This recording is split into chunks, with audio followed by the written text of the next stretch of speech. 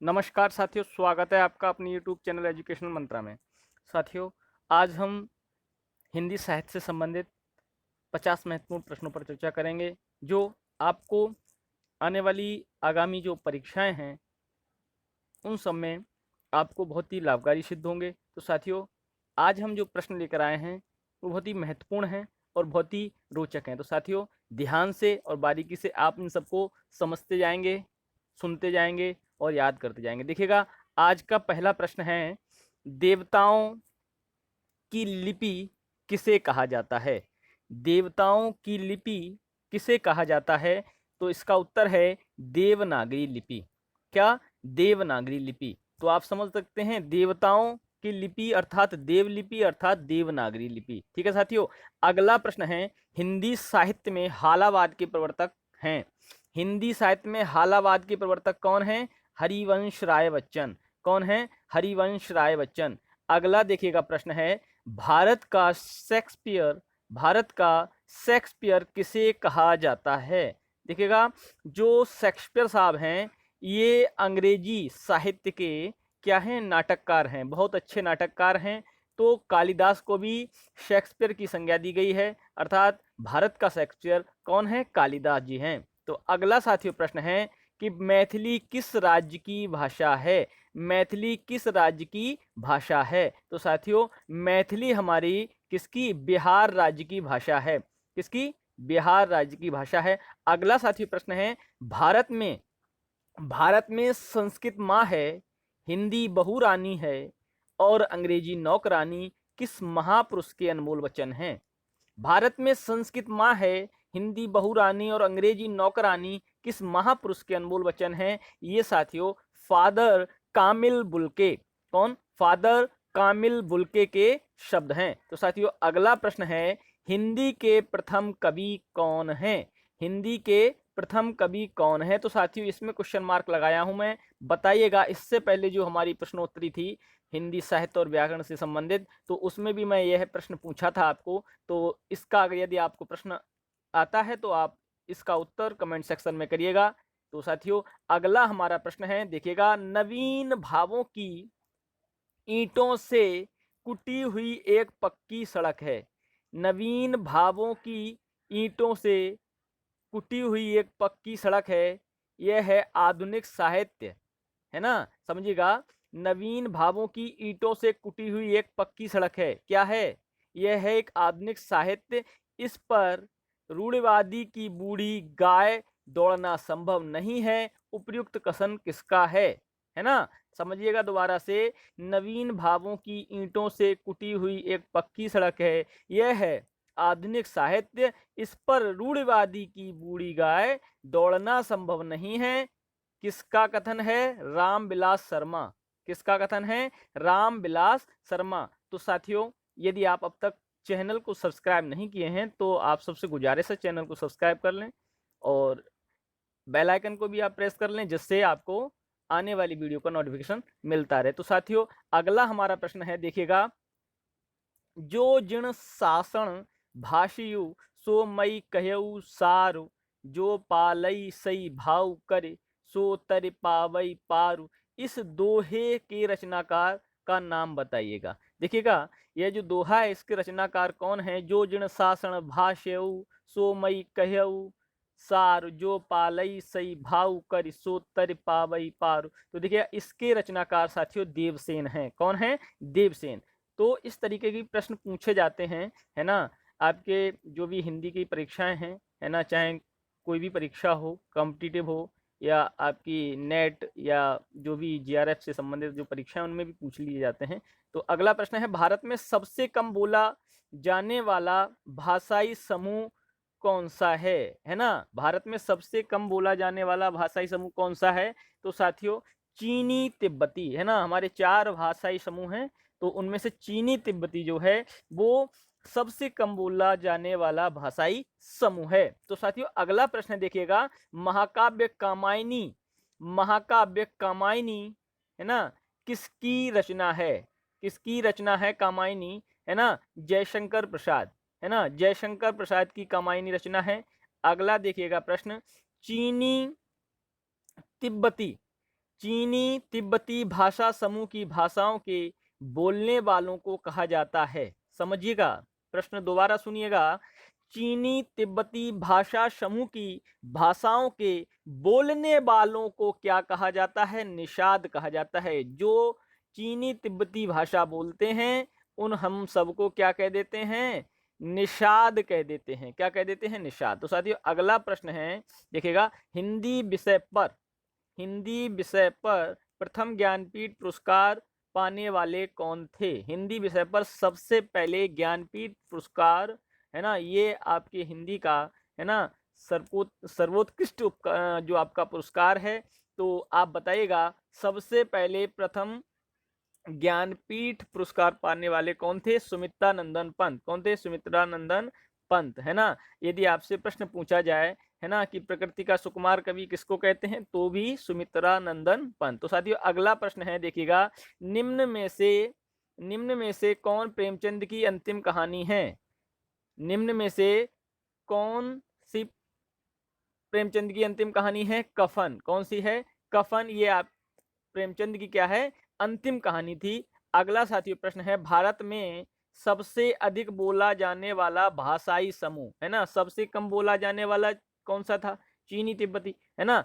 अब हम आपसे कहें सबसे ज्यादा बोला जाने वाला इंडो आर्यन, सबसे ज्यादा बोला जाने वाला जो भाषाई समूह है वो कौन सा है? इंडो आर्यन, है ना साथियों।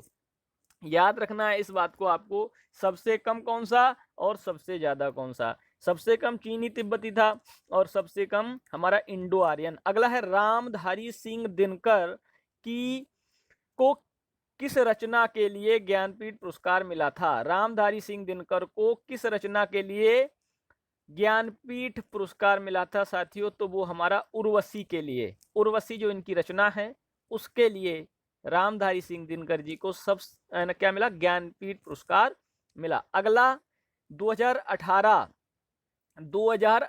का श्री लाल शुक्ल स्मृति सम्मान, 2018 का श्री लाल शुक्ल स्मृति सम्मान किसे दिया गया? रामधारी सिंह दिवाकर। किसको? रामधारी सिंह दिवाकर। याद रखना, दिवाकर, दिनकर नहीं है यहाँ। रामधारी सिंह दिवाकर को 2018 का श्रीलाल शुक्ल स्मृति सम्मान दिया गया। अगला है, भारतीय भाषाओं को कितने प्रमुख वर्गों में बांटा गया है ना। भारतीय भाषाओं को प्रमुख कितने वर्गों में बांटा गया है? देखिएगा, भारतीय भाषाओं को, है ना, 4 वर्गों में बांटा गया है। कितने वर्गों में बांटा गया है? 4। तो समझिएगा इन 4 वर्गों की कहानी क्या है। देखिएगा, भारत में विश्व के सबसे 4 प्रमुख भाषा परिवारी की भाषाएं बोली जाती हैं, है ना। सबसे प्रमुख जो 4 भाषाई परिवार रखे गए हैं भारत में, उनकी क्या है? भाषाएं बोली जाती हैं। सुनिएगा, सामान्यतः उत्तर भारत में बोली जाने वाली भारोपीय भाषा परिवार की भाषाओं को आर्य भाषा समूह, कौन सा?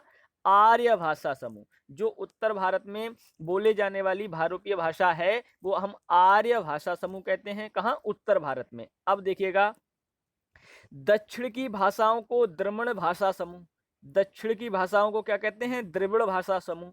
और ऑस्ट्रो एशियाटिक परिवार की भाषाओं को, ऑस्ट्रो एशियाटिक परिवार की भाषाओं को हम मुंडारी भाषा समूह क्या कहते हैं? मुंडारी भाषा समूह। अगला है, पूर्वोत्तर में रहने वाले तिब्बती बर्मी निर्जातीय भाषाओं को चीनी तिब्बती या नाग भाषा समूह के रूप में जानते हैं। तो ये सबसे कम बोली जाती है, ठीक है, ये सबसे कम बोली जाती है ना। तो साथियों अगला हमारा प्रश्न है, देखिएगा, देश का पहला राष्ट्रीय हिंदी संग्रहालय कहाँ स्थापित किया जा रहा है? देश का पहला राष्ट्रीय हिंदी संग्रहालय कहाँ स्थापित किया जा रहा है? आगरा में। कहाँ? आगरा में पहला राष्ट्रीय हिंदी संग्रहालय। अगला साथी प्रश्न है, भारत के प्रथम राष्ट्रकवि कौन है? भारत के प्रथम राष्ट्रकवि साथियों, भारत के प्रथम राष्ट्रकवि मैथिली शरण गुप्त जी हैं। कौन है? मैथिली शरण गुप्त जी।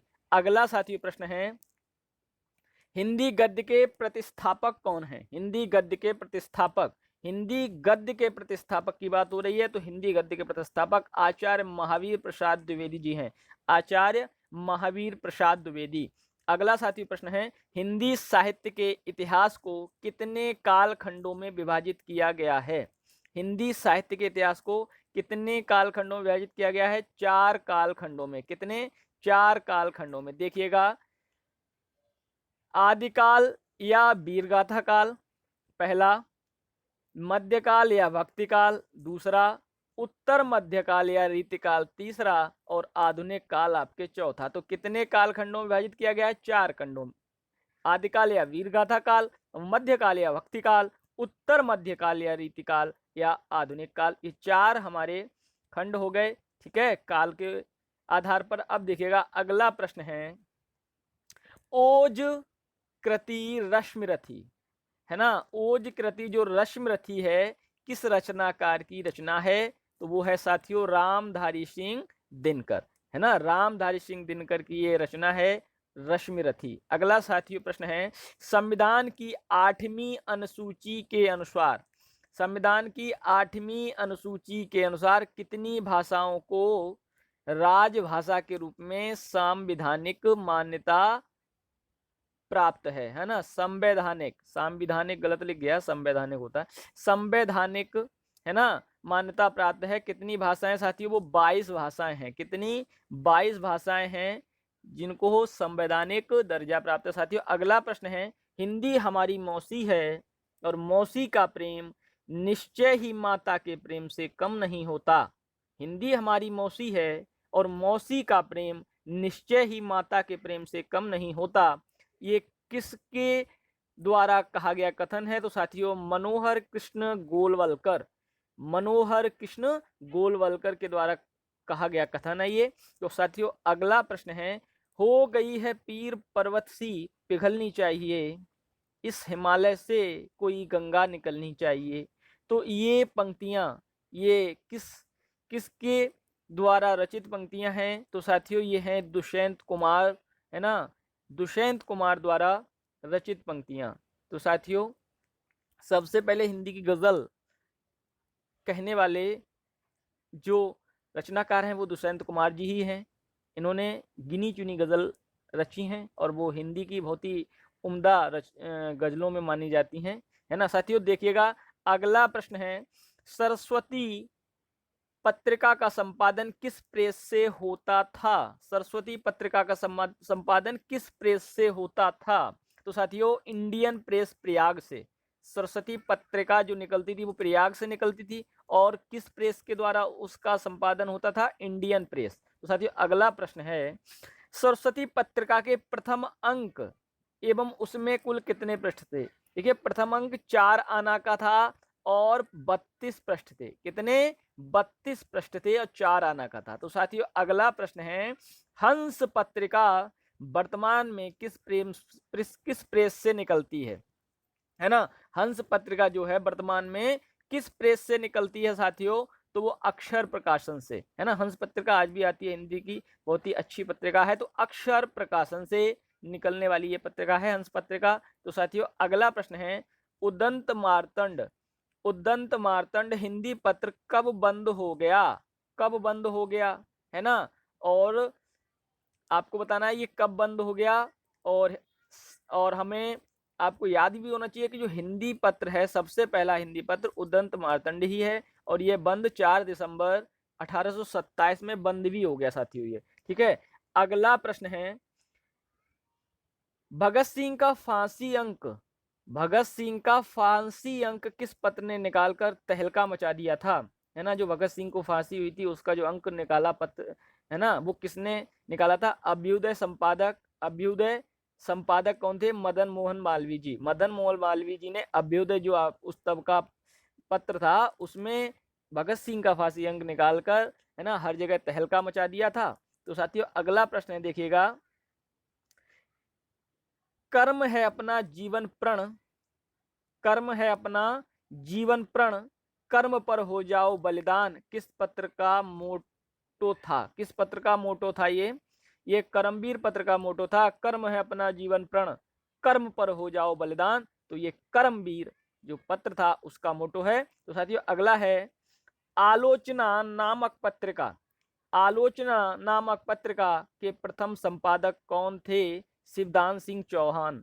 शिवदान सिंह चौहान जो थे वो आलोचना नामक पत्रिका जो थी उसके प्रथम संपादक थे। तो साथियों अगला प्रश्न है, भारत नामक पत्र, भारत नामक पत्र कहां से निकलता था और संपादक कौन थे? कौन सा पत्र भारत कहां से निकलता था और इसके संपादक कौन थे? तो साथियों नंद दुलारे वाजपेयी जी इसके संपादक थे और यह इलाहाबाद से निकलता था। अर्ध साप्ताहिक, है ना, अर्ध साप्ताहिक पत्रिका थी, अर्थात हम ये कह सकते हैं तीसरे चौथे दिन इसका, है ना, निकलना होता था। तो साथियों अगला प्रश्न है, हिंदी नवजीवन पत्र गांधी जी के नाम से छपता था। हिंदी नवजीवन पत्र गांधी जी के नाम से छपता था, किंतु उसका पूरा संपादकीय कार्य कौन देखता था?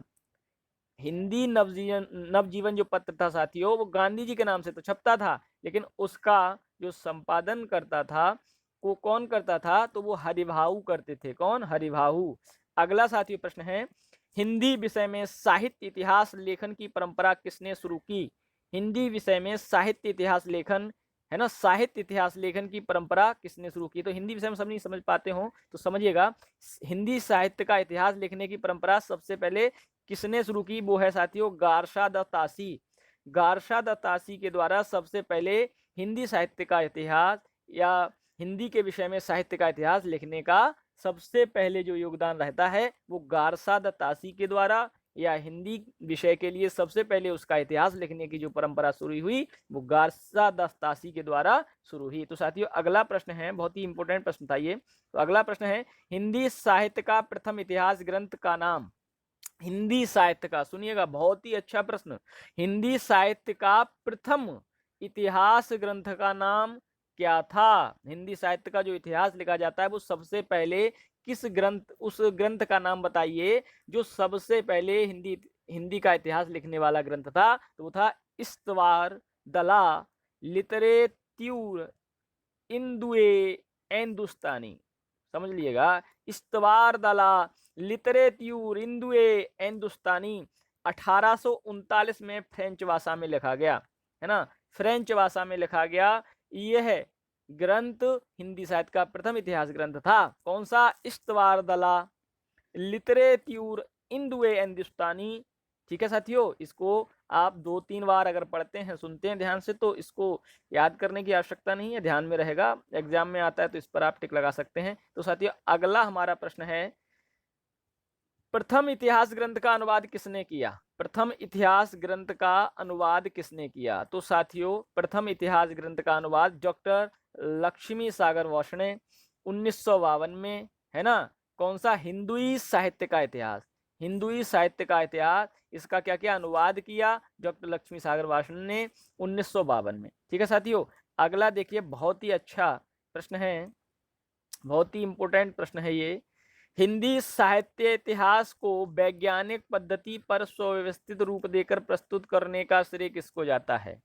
हिंदी साहित्य इतिहास को वैज्ञानिक पद्धति पर सुव्यवस्थित कर, है ना, रूप देकर प्रस्तुत करने का श्रेय किसको जाता है? साथियों जॉर्ज अब्राहम ग्रियर्सन, है ना, ग्रियर्सन को क्या जाता है? हिंदी साहित्य इतिहास को वैज्ञानिक पद्धति पर सुव्यवस्थित कर उसको अच्छा रूप देने का श्रेय जाता है। जॉर्ज अब्राहम ग्रियर्सन 1888 में अंग्रेजी में लिखा था the modern vernacular literature of Hindustan. इनकी जो ग्रंथ था क्या था? The modern vernacular literature of Hindustan, ये इनकी कृति थी और इन्होंने हिंदी साहित्य के इतिहास को वैज्ञानिक पद्धति पर सुव्यवस्थित रूप देकर क्या किया? प्रस्तुत किया। तो साथियों ये आपको याद रखना है। देखिएगा, इनका अगला प्रश्न है, ग्रियर्सन के इतिहास ग्रंथ का अनुवाद किसने किया? जो इनका इतिहास ग्रंथ था कौन सा? देखिएगा, the modern vernacular literature of Hindustan, तो इसका अनुवाद जो किया साथियों डॉक्टर किशोरी लाल, डॉक्टर किशोरी लाल गुप्त, हिंदी साहित्य का इतिहास 1957, है ना। इन्होंने क्या किया? डॉक्टर किशोरी लाल गुप्त ने इसका नाम रख दिया हिंदी साहित्य का इतिहास 1957, है ना। कब रख दिया? 1957 में इन्होंने इसको रच दिया और 1888 में किसने रचा? ग्रियर्सन साहब ने रचा। ठीक है, अगला साथियों प्रश्न है, अच्छा प्रश्न है, यह हिंदी साहित्य की नींव का वह पत्थर है जिस पर आचार्य रामचंद्र शुक्ल ने, यह हिंदी साहित्य की नींव का वह पत्थर है जिस पर आचार्य रामचंद्र शुक्ल ने अपने सुप्रसिद्ध इतिहास का भव्य भवन निर्मित किया है। इस इतिहास ग्रंथ का ऐतिहासिक महत्व कथन किसका है? देखिएगा, ये जो रामचंद्र शुक्ल ने एक इतिहास लिखा, हिंदी साहित्य का इतिहास, उसकी क्या कर रहे हैं, उसकी एक तारीफ में डॉक्टर किशोरीलाल गुप्त ने कहा है ना? यही कहा है डॉक्टर किशोरीलाल गुप्त ने, क्या कहा है? यह हिंदी साहित्य का नींव का वह पत्थर है जिस पर आचार्य रामचंद्र शुक्ल ने अपने सुप्रसिद्ध इतिहास का भव्य भवन निर्मित किया है। इस इतिहास ग्रंथ का ऐतिहासिक महत्व तो है ना? तो साथियों यह किसका है? किशोरीलाल का कथन है। तो साथियों अगला है, मिश्र बंधु विनोद कितने भागों में विभक्त है? मिश्र बंधु विनोद कितने भागों में विभक्त है? तो ये 4 भागों में विभक्त है और 8 से अधिक इसके कालखंड हैं, है ना? ये भी एक रचना है, तो ये 4 भागों में विभक्त है और 8 से अधिक इसके कालखंड हैं। तो डॉक्टर नामवर सिंह, है ना, डॉक्टर नामवर सिंह ने किस इतिहास ग्रंथ को पंचांग घोषित किया है? डॉक्टर नामवर सिंह ये बहुत ही अच्छे आलोचक हुए हैं और कुछ दिन पहले इनकी मृत्यु हुई है, तो साथियों, है ना, डॉक्टर नामवर सिंह ने किस इतिहास ग्रंथ को पंचांग घोषित किया है? मिश्रबंधु विनोद, है ना, इतिहास ग्रंथ को पंचांग घोषित कर दिया किसने? मिश्रबंधु विनोद ने। ठीक है, मिश्रबंधु विनोद को नामवर सिंह ने इतिहास ग्रंथ को पंचांग घोषित किया है। ठीक है साथियों, अगला देखिएगा प्रश्न है, किस ग्रंथ लेखक के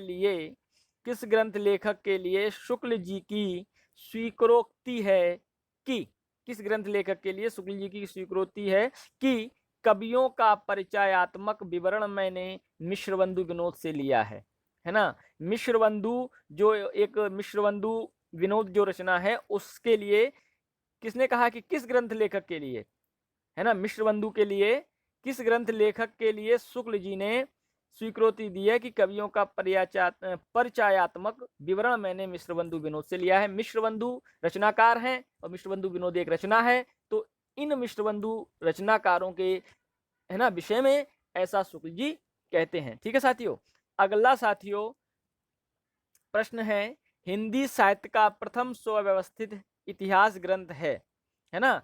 हिंदी साहित्य का प्रथम सुव्यवस्थित इतिहास ग्रंथ किसका है? किसके द्वारा रचित इतिहास ग्रंथ है? हिंदी साहित्य का इतिहास आचार्य रामचंद्र शुक्ल 1929 में लिखा गया हिंदी साहित्य का इतिहास किसके द्वारा? आचार्य रामचंद्र शुक्ल के द्वारा। तो यह सबसे सुव्यवस्थित क्या है? हिंदी साहित्य ग्रंथ है। ठीक है साथियों, अगला प्रश्न है, यह कथन किस विद्वान का है? यह कथन किस विद्वान का है कि शुक्ल जी को इतिहास पंचांग के रूप में प्राप्त हुआ था? यह कथन किस विद्वान का है कि शुक्ल जी को इतिहास पंचांग के रूप में प्राप्त हुआ था? उसे उन्होंने मानवीय चेतना से अनुप्राणित कर साहित्य बना दिया। तो साथियों एक पंचांग के रूप में शुक्ल जी को मिला और उन्होंने क्या किया? उसमें मानवीय चेतना भर के क्या किया? अनुप्राणित कर दिया। तो यह किसने कहा है शुक्ल जी के बारे में? तो ये कहा है साथियों डॉक्टर नामवर सिंह। किसने? डॉक्टर नामवर सिंह का यह कथन है। तो साथियों अगला है प्रश्न, किसके अनुसार शुक्ल जी का इतिहास अनुपात की दृष्टि से उसका स्वल्पांश ही प्रवृत्ति निरूपण परक है, अधिकांश विवरण प्रधान है? किसके अनुसार शुक्ल जी का इतिहास जो है वो अनुपात की दृष्टि से उसका स्वल्पांश की प्रवृत्ति निरूपण परक है ना, अधिकांश विवरण प्रधान है। और अधिकांश कैसा है? विवरण प्रधान है। ये किसके द्वारा कहा गया है? ये नलिन बिलोचन शर्मा के द्वारा कहा गया कथन है ना, कि अनुपात की दृष्टि से उसका स्वल्पांश ही प्रवृत्ति निरूपण परक है, अधिकांश विवरण प्रधान है। ये किसका इतिहास? शुक्ल जी का इतिहास। तो ये किसने कहा है? नलिन बिलोचन शर्मा जी ने। ठीक है साथियों, अगला, आचार्य हजारी प्रसाद द्विवेदी किस प्रकार के इतिहास लेखक हैं? आचार्य हजारी प्रसाद द्विवेदी किस प्रकार के इतिहास लेखक हैं? परंपरावादी। किस प्रकार के? परंपरावादी। अगला साथियों प्रश्न है, किसके निबंधों में व्यंग की बड़ी मारक शक्ति है? उन्होंने कड़वे तीखे भोग को सामाजिक समस्याओं से संदर्भित करते हुए शब्दबद्ध किया है ना? किसके निबंधों में व्यंग की बड़ी मारक शक्ति है? उन्होंने कड़वे तीखे भोग को सामाजिक समस्याओं से संदर्भित करते हुए शब्दबद्ध किया है ठाकुर प्रसाद जी ने। किसने? ठाकुर प्रसाद जी ने। अगला देखिएगा, गुण को न पूछे को अवगुण की बात पूछे, कहा भयो दई कलिकाल यो खरानो है ना। तो ये किसकी पंक्तियां हैं? किसके घनाक्षरी का एक है ना, क्या है, एक चरण है। ये रहीमदास जी के एक घनाक्षरी का चरण है ना। गुण को ना पूछे को अवगुण की बात पूछे, कहा भयो दई कलिकाल यो खरानो है। तो साथियों आपको समझ में आया, ये रहीमदास जी की पंक्तियां हैं। तो साथियों अगला प्रश्न है और आज का आखिरी प्रश्न है साथियों की, नाटक समयसार ग्रंथ के रचयिता हैं। नाटक समयसार ग्रंथ के रचयिता बनारसी दास हैं। कौन है साथियों? बनारसी दास, है ना। तो साथियों आज हमने महत्वपूर्ण 50 प्रश्नों पर चर्चा की। तो हम साथियों एक बार Grierson, Sir George Abraham Grierson के बारे में समझ लेते हैं, पढ़ लेते हैं। देखिएगा, पूरा नाम इनका सर जॉर्ज अब्राहम गियर्सन था और इनका जन्म 1851 में हुआ था, है ना। जन्मभूमि, वैसे तो इनका जन्म जो था वो डबलिन आयरलैंड में हुआ, मृत्यु 1941 में। और इनका जो काम रहा या कर्म भूमि जो रही, जिस जिस जमीन पर इन्होंने अपना काम किया वो भारत था। कर्म क्षेत्र में इतिहासकार थे, अंग्रेजी साहित्यकार थे, अन्वेषक थे। और पुरस्कार इनको, गियर्सन को सरकार की ओर से 1894 में पुरस्कार भी मिला, उपाधि CII, और 1912 में सर की उपाधि भी दी गई। सर की उपाधि 1912 में इनको प्राप्त हुई। प्रसिद्धि गियर्सन की ख्याति का प्रधान स्तंभ linguistics survey of India. Linguistic survey of India जो इनकी एक पुस्तक है वो क्या है ना, इनको ख्याति प्राप्त उससे हुई। अगला विशेष कह सकते हैं, बुद्ध और अशोक की धर्मलिपि के बाद ग्रियर्सन कृत सर्वे लिंग्विस्टिक सर्वे इंडिया, है ना, योगदान को।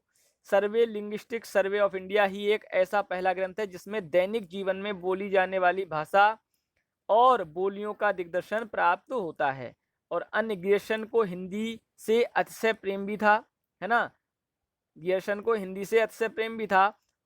अब जानकारी और है इनमें, इसलिए इन्होंने 33 वर्ष तक पर्याप्त परिश्रम कर असंख्य व्यक्तियों को पत्राचार एवं संपर्क स्थापित करके भारतीय भाषाओं एवं बोलियों के विषय में भरसक प्रामाणिक आंकड़े और विवरण एकत्रित किए। तो साथियों हिंदी के क्षेत्र में, हिंदी के इतिहास के क्षेत्र में, है ना, हिंदी के लिए, है ना, सर जॉर्ज अब्राहम गियर्सन का बहुत बड़ा योगदान है। इसलिए आज मैंने चाहा इनका नाम आया तो इनके बारे में भी आपको बताऊं। तो साथियों आज हमने बहुत ही इंपॉर्टेंट प्रश्नों पर चर्चा की है और ये सभी प्रश्न मैं आशा करता हूं आपको आगामी परीक्षा में बहुत ही उपयोगी साबित हो सकते हैं। तो साथियों यदि आप अब तक चैनल को सब्सक्राइब ना किए हैं तो सब्सक्राइब कर लें, और वीडियो को अगर पसंद कर रहे हैं तो लाइक करें और अपने दोस्तों तक शेयर करें। यदि इन प्रश्नों की आप PDF चाहते हैं तो टेलीग्राम चैनल पर जुड़ सकते हैं, मैं उसका लिंक डिस्क्रिप्शन में देता हूं। तो साथियों फिर मिलते हैं अगले वीडियोस का, तब तक के लिए नमस्कार, धन्यवाद।